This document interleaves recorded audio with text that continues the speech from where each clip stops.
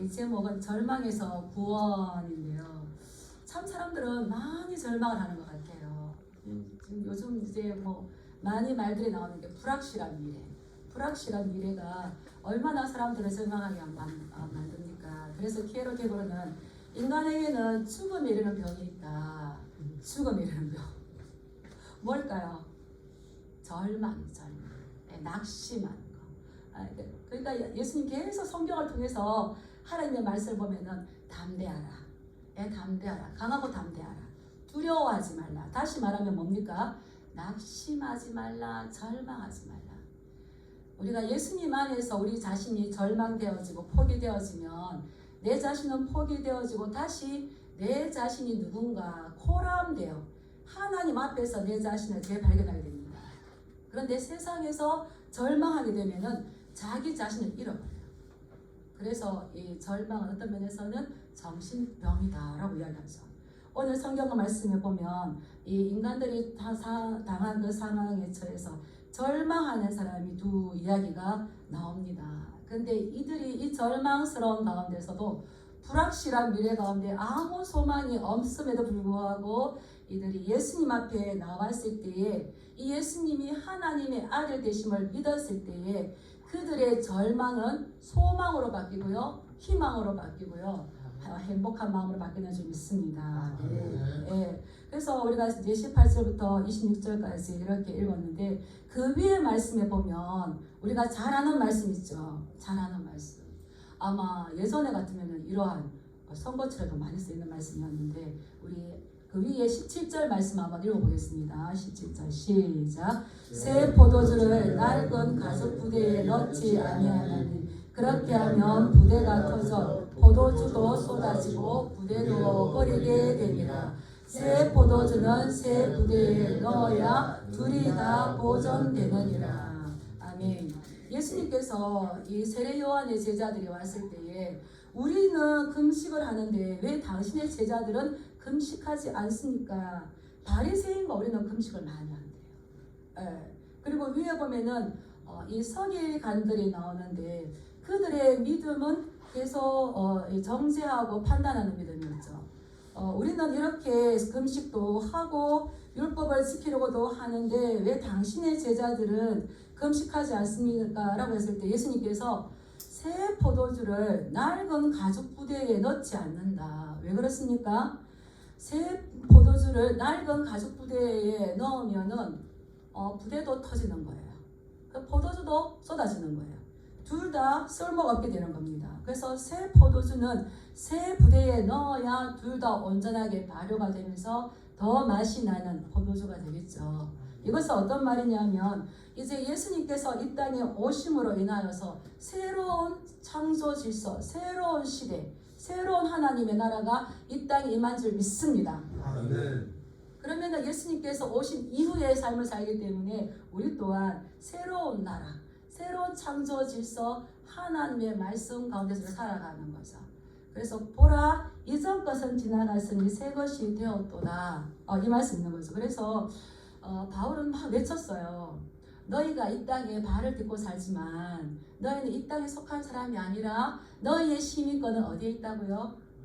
하늘에. 그때 당시에 얼마나 로마 시민권 얻고 싶었겠습니까?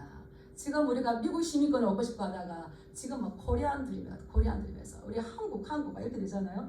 그런데 여기 저기가 아니라 너희의 정확한 소속은 예수 그리스도께서 이 땅에 오심으로 인하여서 너희가 믿는 자들은 하나님의 나라에 들어갔고 하나님의 나라의 새로운 창조 질서 속에 있고.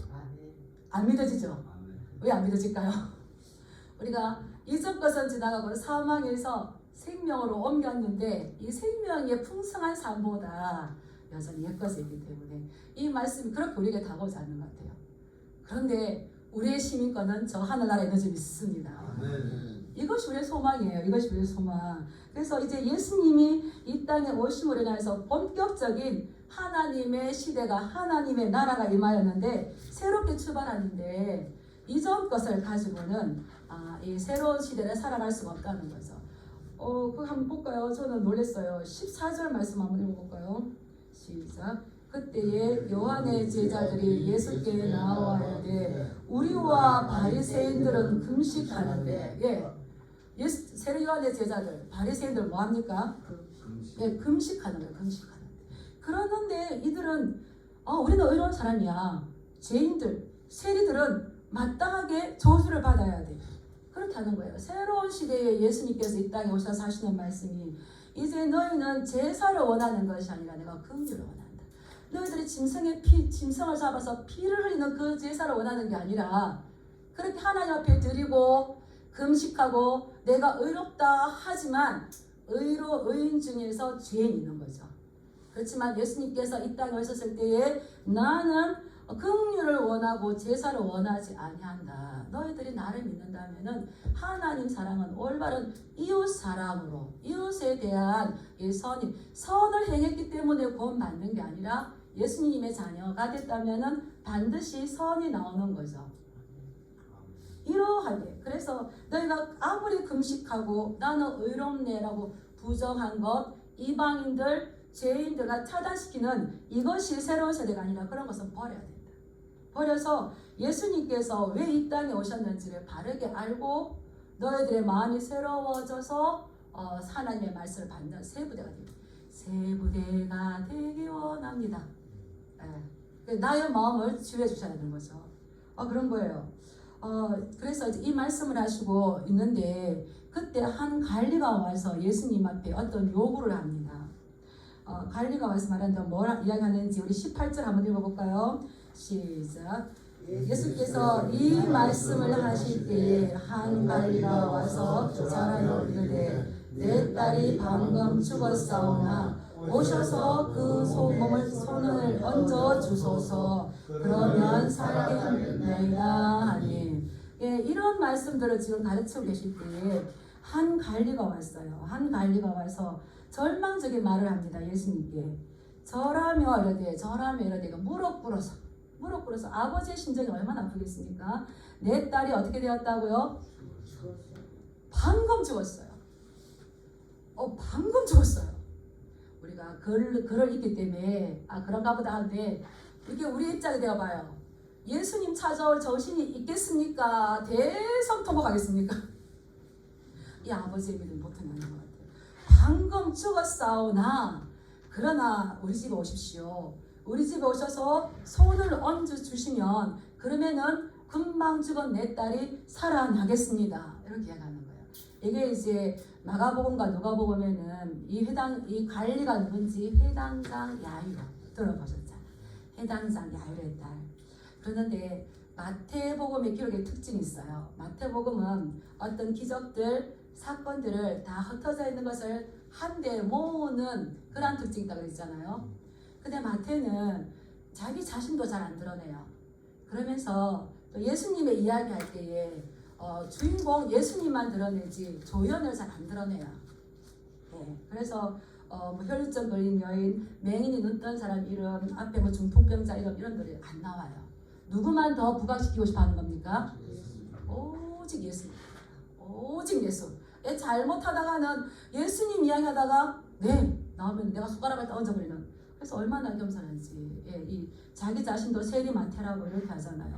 그래서 이 관리를 소개하는데 이제 해당장 야이로죠. 그가 오셔서 우리 딸 죽었지만 그의 몸에 손을 얹어 주셔요. 그러면 우리 딸이 살아나겠습니다.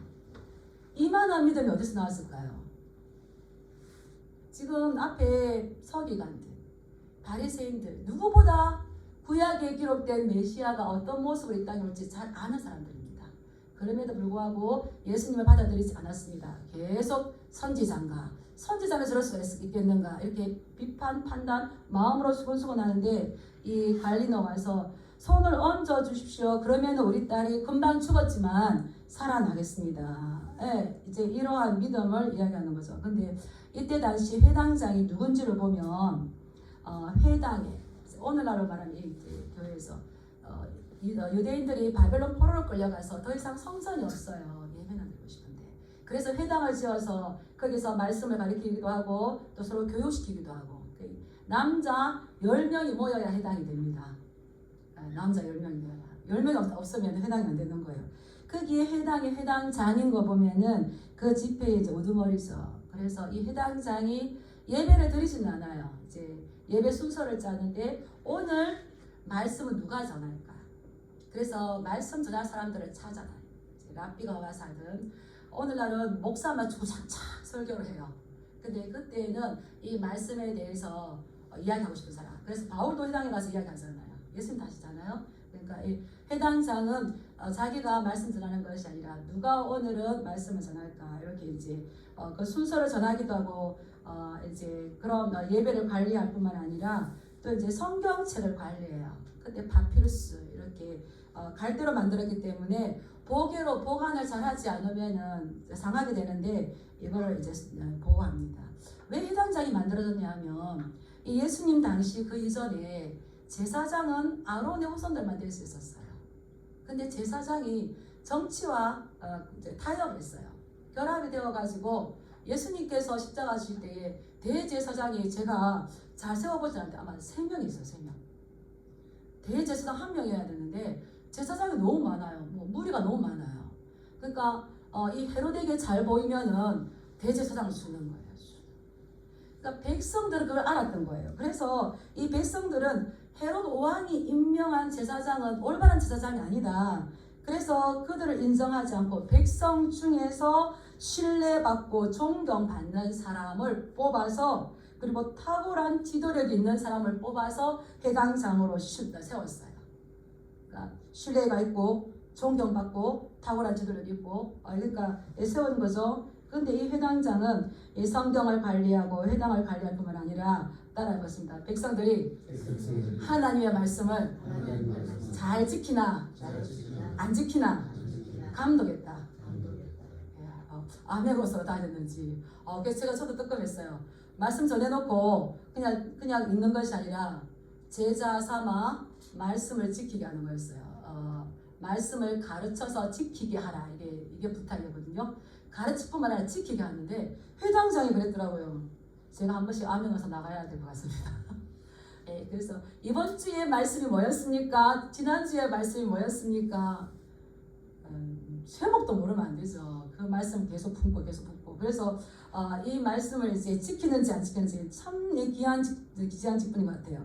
그렇기 때문에 이 야이로는 이 관리는 구약에 대해서 너무 많이 잘 알았어요. 하나님 말씀에 대해서.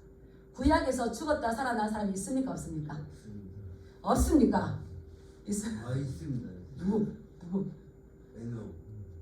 안 죽었어요. 예, 이제 사르밧 그 가부의 아들이 죽었다가 이제 엘리야가 살렸잖아요. 수넴 여인의 그 아들을 이렇게 살렸어요. 그러니까 하나님께서는 사람을 만드셨고 하나님께서 그 죽었던 사람을 선지자 통하여 이렇게 세우셨으니까 이 예수님도 보통 분이 아니니까 뭔가 다르는데 우리 딸에게 손을 얹으면 죽었지만 성경에 기록된 구약에 하나님께서 살아서 살리신 것처럼 우리 딸도 살아날 줄 믿는다 믿지 않는다? 네, 믿는다는 거예요. 그래서 이 고백을 하니까 예수님께서 어떤 반응입니까? 우리 19절 말씀 한번 읽어보겠습니다. 시작. 예수께서 일어나 따라가시매 제자들도 가더니 이런 고백을 하니까 예수님께서 일어나 따라가시는 거예요. 일어나 따라가시는 거예요. 근데 여기서 일어나다는 단어가 굉장히 중요합니다. 이것은 이제 헬라어로 에게이로 이 말인데 이것은 일어나다 He is risen. 부활이에요. 부활. 일어나다, 누웠다, 일어나, 죽었다, 일어나는 이 일어나다는데 이게 예수님의 부활을 가리키는 전문 용어예요. 여기서 그냥 앉았다, 일어나는 것이 아니라 에게이로 해서 예수님이 부활할 때 이 말씀을 쓰셨어요. 그래서 마태복음 말씀을 보면 마태복음 16장 21절에 보면 예수 그리스도께서 자기가 예루살렘에 올라가 장로들과 대제사장들과 서기관들에게 많은 고난을 받고 죽임을 당하고 제3일에 살아나야 할 것을 제자들에게 비로소 나타내시니 16장에서 베드로의 이 고백을 받으시고 비로소 그때 내가 고난받고 죽겠지만 3일 만에 다시 살아나야 할 것이다. 살아날 것이다. 죽었다가 다시 살아날 것이다. 에게이로 이 말씀을 썼어요. 그래서 예수님께서 일어나다 이것은 지금 가시는 게 그냥 가시는 것이 아니라 죽음을 이기시고 사망의 권세를 이기신 그분이 지금 가시는 거예요. 인간 예수가 아니라 하나님의 아들이신 이 예수님께서 지금 사망 권세를 이기시고 죽음을 이기신 그 능력의 주님이 이 해당장 야이로를 지금 따라서 가신다는 거죠. 우리는 누굴 믿습니까? 인간 예수인가? 역사적인 예수인가? 하나님의 아들 예수신가? 그 예수님은 어떤 분이신가를 여기 바리새인들 그래서 이 마태는 앞에 서기관 바리새인 우리가 쭉 살펴왔지만 요한의 제자를 살펴왔지만 정말 믿음 있는 사람은 누군가? 따라서 말씀 아는 사람이 믿음이 잘한다. 예. 그렇게 해서 따라가고 있는데 갑자기 다른 이야기가 나옵니다. 우리 20절 말씀 한번 읽어볼까요? 시작. 12해 동안이나 혈류증으로 앓는 여자가 예수의 뒤로 와서 그 포도가를 만지니 지금 방금 딸이 죽었고 지금 가고 있는 그 상황 가운데에서 갑자기 한 여인이 등장하는데 이 여인은 12해 동안 12년 동안이나 혈류증이 걸려서 고생하는 여인입니다. 여기서 12라는 말은 완전수예요. 완전수여서 이 12년 동안 혈류증이 걸렸다는 것은 더 이상 완치가 불가능하다는 거예요. 너무나 완전하게 지금 찌들어 병에 잡혀있기 때문에 어떤 것도 이것을 낫게 할 수가 없다는 거죠. 그래서 이거 혈류증, 만성 하혈증, 끊임없이 불규칙적으로 이 계속 피가 흐르는. 우리 얼마나 그 겁나겠어요. 12년 동안이나 계속해서 불규칙적으로 이렇게 피가 흐를 때에 그 육체적인 그 어려움도 있겠지만 정신적인 거 그리고 또 종교적으로도 이렇게 피가 흐르면은 부정하기 때문에 사람들하고도 나갈 수가 없는 겁니다. 그래서 뭐 육체적인, 정신적인 어떤 모든 면에서 이 여인의 고통은 이루 말할 수가 없죠. 그래서 병행부적인 마가복음에 보면은 많은 의인에게 많은 괴로움을 받고 그가 가지고 있던 것도 다 허비하였다. 이게 이 여인이 많은 의원들에게 찾아갔다는 거 보면 처음에는 그래도 조금 돈이 있었던 것 같아요. 그랬는데 많은 의원들에게 갔지만 돌아오는 건 뭐였습니까? 많은 괴로움, 고통. 그래서 가지고 있던 것도 다 허비하였고 이제는 병이 더 심해졌어요. 그런 가운데에 이 여인은 지금 예수님 앞에 나왔어요. 나왔는데 여자가 예수님의 뒤로 왔어요. 뒤로 와서 무엇을 만집니까? 포도가루. 지금 나는 인정받지 못하는 내 스스로도 너무나 힘든 이런 고통 가운데 있는데 예수님을 만나는 봐야 되겠지만 사람들을 만나는 게 두려웠기 때문에 예수님의 뒤로 아주 조심스럽게 살짝 갑니다. 가서 예수님의 포도자락을 만집니다. 어떤 마음이 있었기 때문입니까? 우리 21절 읽어볼까요? 이는 제 마음에 그 포도만 만져도 구원을 받겠다. 예, 포도가를 만지 이는 하면 왜냐하면 이 여인의 마음에는 예수님의 포도만 만져도 내가 살아나겠다, 구원받겠다 하는 이 믿음이 있었다는 겁니다. 여기 마태복음에는 포도가를 만진 이렇게 나왔는데 세 번역에 보니까는 옷술 나오더라고요. 옷술. 예, 그도 옷자락. 유대인들은 통으로 된 긴 옷을 입었잖아요.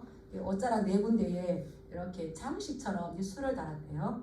근데 그 술을 다른 유대인들은 오직 너 이스라엘아 여호와 오직 유일한 여호와신 너는 마음을 다하고 뜻을 다하고 손을 다해서 섬겨라. 앉았을 때든지 길을 가였을 때든지 누워있을 때든지 이거를 자꾸 가리켜라. 그래서 몇 습니까? 머리에는 배추살하고 막 하나 달았어요. 막 손목에 메었어요. 근데 또 어디다가 했어요? 옷술에도 이거 장식으로 달았지만 그것에 아마 말씀이 기록되어 있는가 봐요. 그랬는데 이 옷술을 다는 거는 민수기 15장에 나오는데 여호와가 말씀하셔서 너 이스라엘 백성들아 옷 끝에 술을 달아라. 그 목적은 그것을 보고 계명을 지키고 하나님의 말씀은 생명이 좀 있습니다.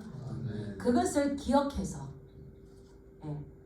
이 말씀 재밌었어요. 그래서 방종하게 행하지 않도록 이 계명을 옷술에 달고 문지방에도 새기고 자기 손목에도 새기고 하는데 그 목적은 계명을 지키며 기억해서 방종하게 네 마음대로 움직이지 않도록 방종하게 행하여서 자신의 마음과 눈이 욕심을 따라 음행하지 않게 하기 위함이니 얼마나 자기 눈에 보이는 거. 그래서 여러분 내 눈이 성결이 언약을 했다. 눈이 언약하셔야 됩니다. 눈이 잘 봐야 됩니다. 근데 방종하게 행하여서 자신의 마음과 눈이 욕심을 따라 음행하지 않게 하기 위함이니 이제 옷수를 달았어요. 이 여인이 옷수를 가만히 달았다는 것은 뭘 만졌다는 걸까요? 하나님의 말씀. 하나님의 말씀인데 그 여인이 뭐랬냐면 자기의 마음에 이 겉옷만 만져도 구원을 받겠다 함이라. 예, 구원을 받겠다 함이라. 이 말은 히브리어로 엘레게 미완료입니다. 능동태입니다. 계속적으로 스스로 마음에 이 말을 하는 거예요. 내가 예수님만 어쩌란만 만져도, 예수님만 어쩌란만 만져도 내가 구원을 얻겠는데. 마가복음에 보면 이러한 믿음을 가진 것이 어떠냐 따라 소문을 듣고 우리가 소문을 잘 내야 됩니다. 수근수근하는 소문을 내면은 망합니다. 근데 정확한 예수님에 대한 소문. 그러니까 이 여인은 많은 의원을 찾아가서 많은 그 고통을 당했을 때에 정말 살 수 있는 방법이 뭐가 있을까? 우리도 그러잖아요. 어느 병원에 어느 의사 좋대 이러면은 막 가잖아요. 일단 살고 보자. 이 여인은 자세하게 들었던 것 같아요. 자세하게 들었고 이제 그 예수님을 생각하면서 내가 그 옷에 손을 대기면도 나을 것인데 이 생각. 그래서 이 엘레겐 이 말은 마음속으로 되뇌였어요. 이번 한 주간 우리 성도님들은 어떤 말씀을 되뇌이고 또 되뇌었습니까? 어떤 말씀을 곱씹었습니까? 어떤 말씀을 묵상했습니까? 여호와는 나의 목자시니 내게 부족함이 없으리로다. 네. 여호와는 나의 목자시니 내게 부족함이 없으리로다. 되씹어요. 왜 여호와는 나의 목자시니 내게 부족함이 없으리로다. 이 말씀 붙잡을까요? 부족함이 너무 많이 보이거든. 부족함이 너무 많은 거예요. 그래서 내 힘으로 안 되니까 여호와는 나의 목자시니 내게 부족함이 없으리로다 하면은요, 그 부족함이 파쇄가 돼요. 히브리서 4장 12절 말씀에 보면은 하나님의 말씀은 살아있어요. 그래서 자꾸 그 말씀을 묵상하고 곱씹고 하면은 이 말씀이 살아서 나에게 다가와요. 그래서요, 여호와는 나의 목자시니 내게 부족함이 없으리로다. 이렇게 하면은 그 여호와가 누군가? 대초에 하나님이 천지를 창조하시리라.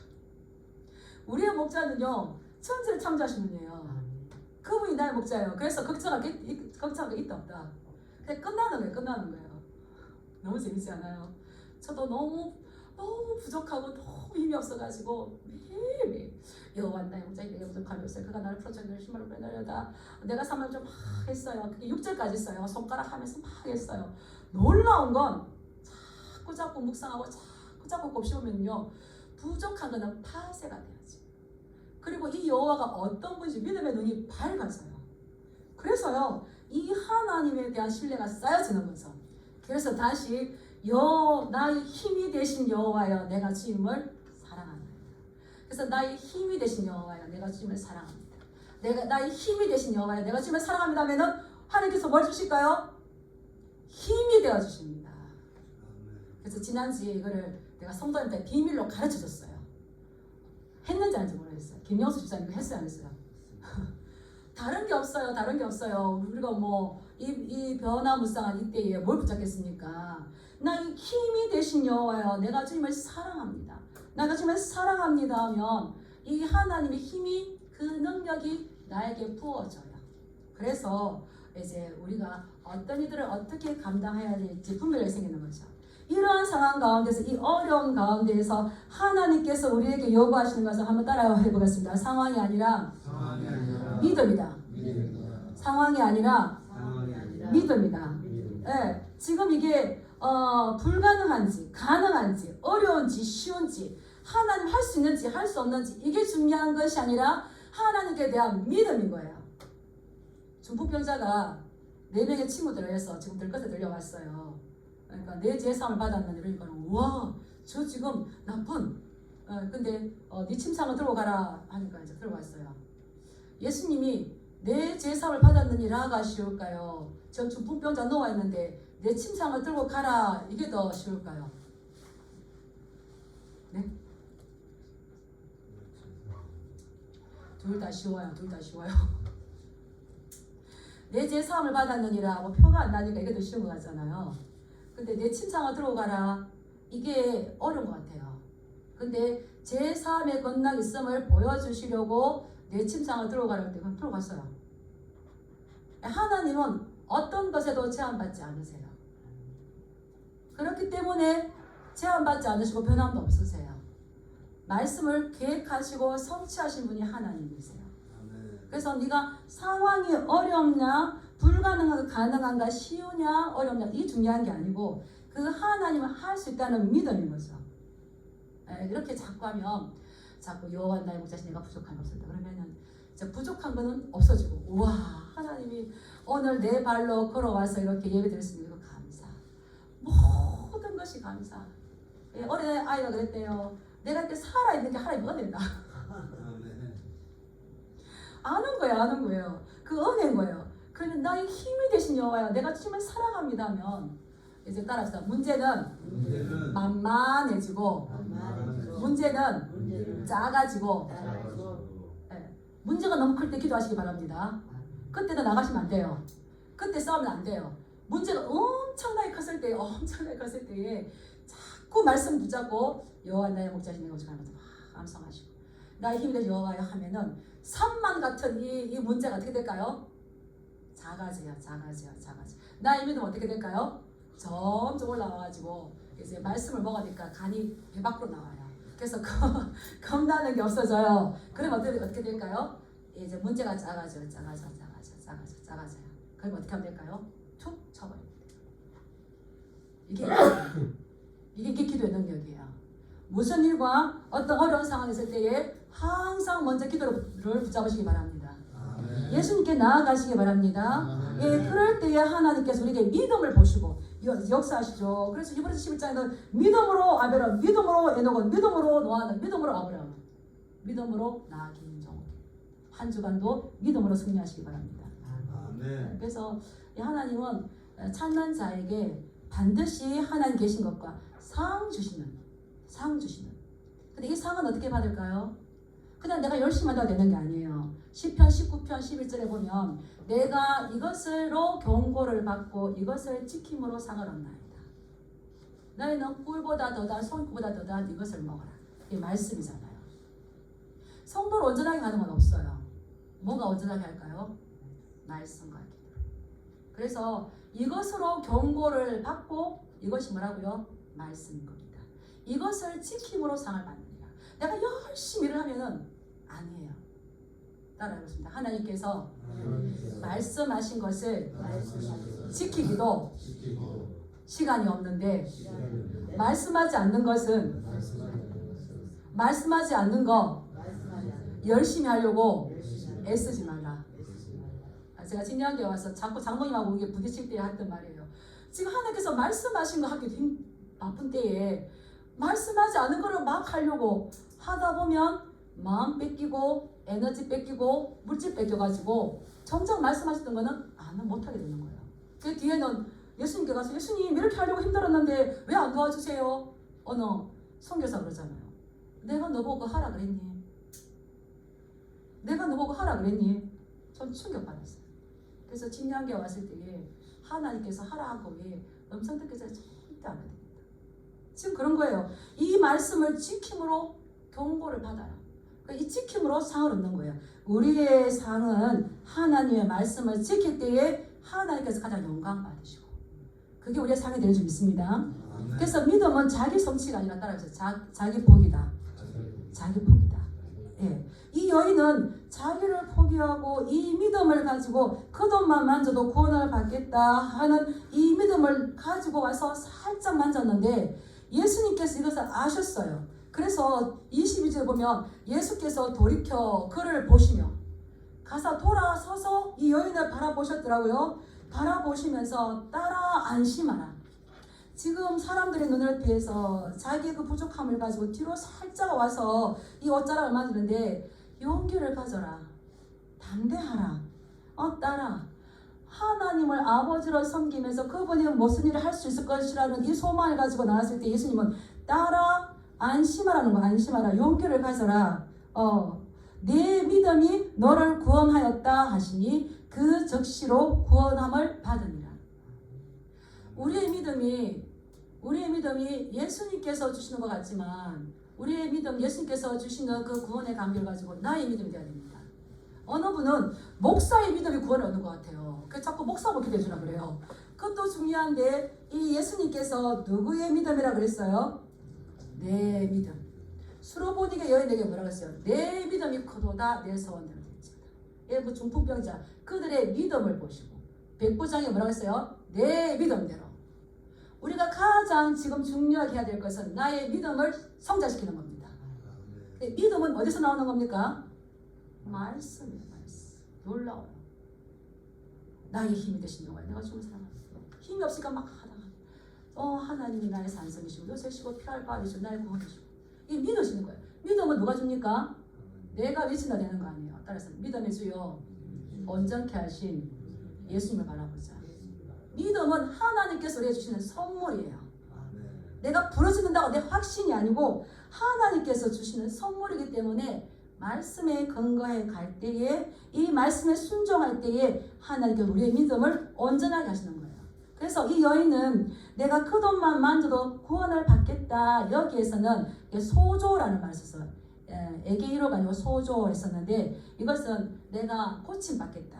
내가 건강을 회복하겠다. 이러한 거였는데 예수님께서 돌이키셔서 이 딸아 안심해라. 두려워하지 말라. 이 용기를 가져라. 너의 믿음이 너를 구원했다. 우리가 잘 알지만 레위기에 보면 정결한 자와 부정한 자가 서로 접촉하면 부정하게 돼요. 그래서 바리새인들은 이방인과 죄인들은 절대 같이 하지 않았어요. 근데 이 여인도 그러한 율법적으로 본다면은 내가 예수님을 만졌기 때문에 예수님 부정해질까? 혹여나 다른 사람들에게 어떠한 다른 말을 듣지 않을까 두려웠을 거예요. 그런데 예수님은 그 부정한 것이 이 여인의 예수님께 닿았을 때에 예수님의 정결함이 이 여인에게 흘러갔어요. 영적 전이가 일어나는 거죠.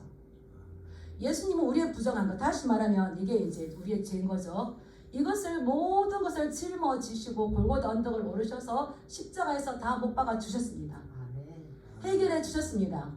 앞으로 그것을 또 이제 말씀하시는 거예요. 그래서 죄의 문제, 네가 두려워하지 말고 너의 믿음이 너를 구원하였는데 여기에서는 에게이로 이제 네가 그냥 치료받는 여기에 거기에 이 회복뿐만 아니라 영생의 문제까지도 회복될 것을 말씀해 주신 거예요.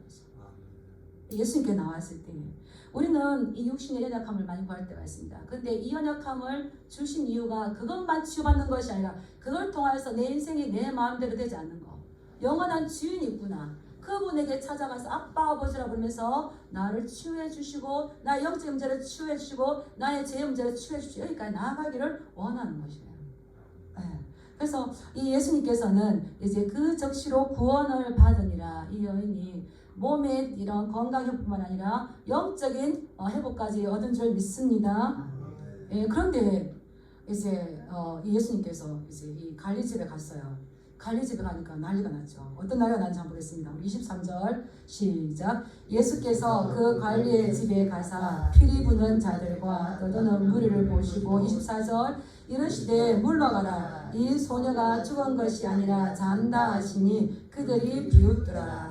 예, 이 관리 집에 가니까 해당장 야이로의 집에 가니까 이제 딸이 죽었으니까 이제 장래에 막 이게 소동이 일어난 거예요. 피리 부는 자, 떠드는 자. 예. 유대인들은 우리는 장례식이 조용하지만 유대인들은 막 소란스럽습니다. 그래서 피리 부는 사람 대동에서 피리를 계속 붓게 하고요. 곡하는 사람을 사서 계속 통곡하면서 울게 만들어요. 아무리 돈이 없는 가난한 사람이라도 이 두 사람을 불러서 곡을 하게 한대요. 근데 이제 회당장이니까 얼마나 더 시끄럽겠습니까? 조문객이 왔다 갔다 하고. 그럴 때에 예수님께서 그렇게 곡하고 떠들고 피리 부는 그들에게 이제 물러가라. 이 소녀가 죽은 것이 아니라 잔다 하니 그런 피리 불고 곡하고 떠드는 사람들이 어떻게 했더라? 예, 비웃더라. 지금 비웃더라는 거예요. 이 비웃음이죠. 지금 이 여인이 지금 그 딸이 죽어 있는데 예수님이 이제 잔다고 하니까 비웃을 수밖에 없는 거죠. 근데 이들은 예수님이 누구인지를 몰랐다는 거죠. 아무리 내가 교회를 다니고 아무리 내가 이 안에 있는 것 같지만 정말 예수님이 누군지를 모르는 사람은 예수님께서 하신 일들을 비웃습니다. 근데 비웃지만 이들은 비웃고 이제 이 비웃다는 말이 그냥 한 번이 아니라 지속적으로 비웃다는 거예요. 지속적으로 계속 저로서 길에서 삐죽삐죽하면서 속삭이 수건수건하면서 아니 지금 눈이 있으면 보지 지금 죽어 있는데 지금 장례를 좀 치르고 있는데 무슨 막 했겠죠. 그런데 이들은 예수님의 기적을 볼 수 있는 그 현장에서 제외되어 버립니다. 예수님께서 24절 보면은 이러시되 물러가라 이렇게 했던 거예요.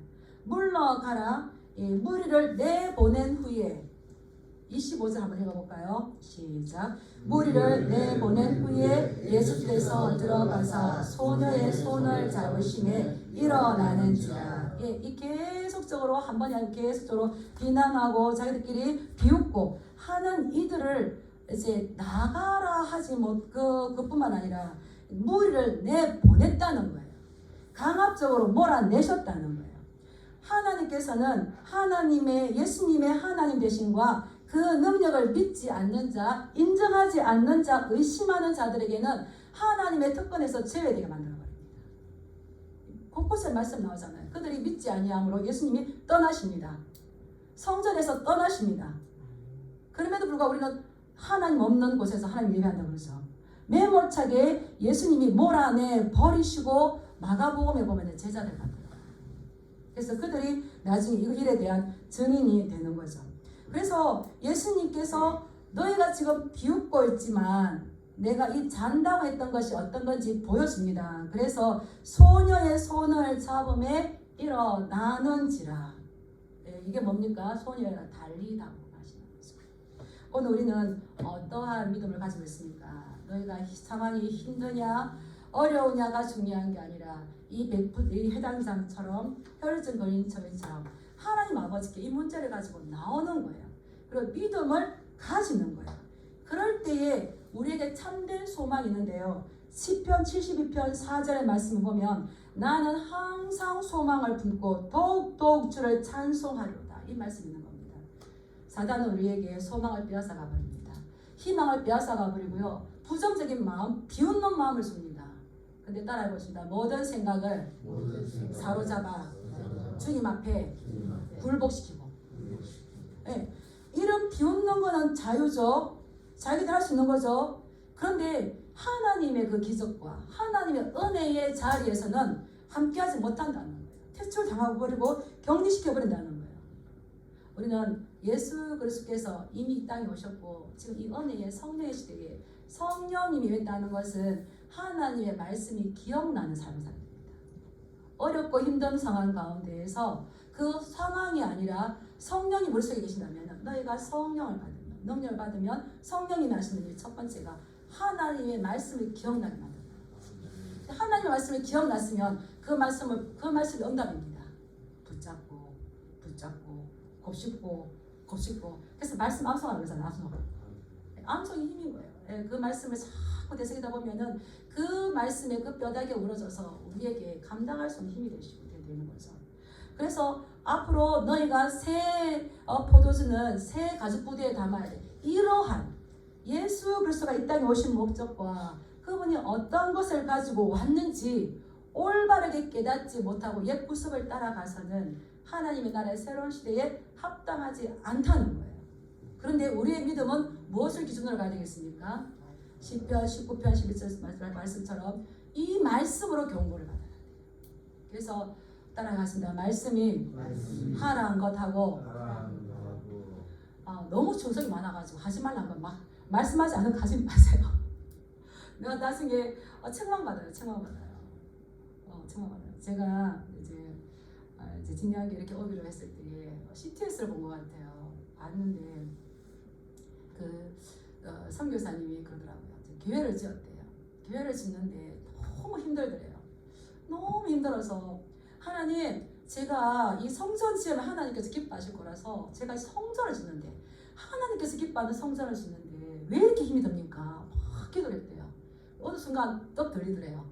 하나님께서. 내가 언제 너보고 하라 그랬냐? 저는 그때 너무 놀랐어요.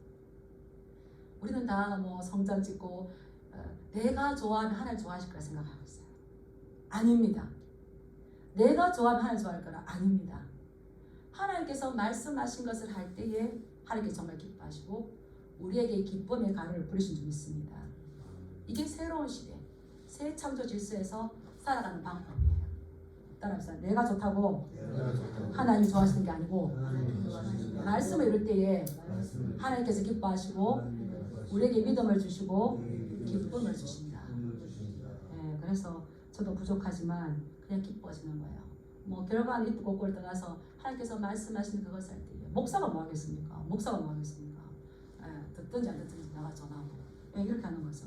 그래서 우리는 이 절망을 소망으로 바꾸려고 많은 몸부림을 치는데 어느 누구도 우리에게 소망을 줄 수가 없습니다.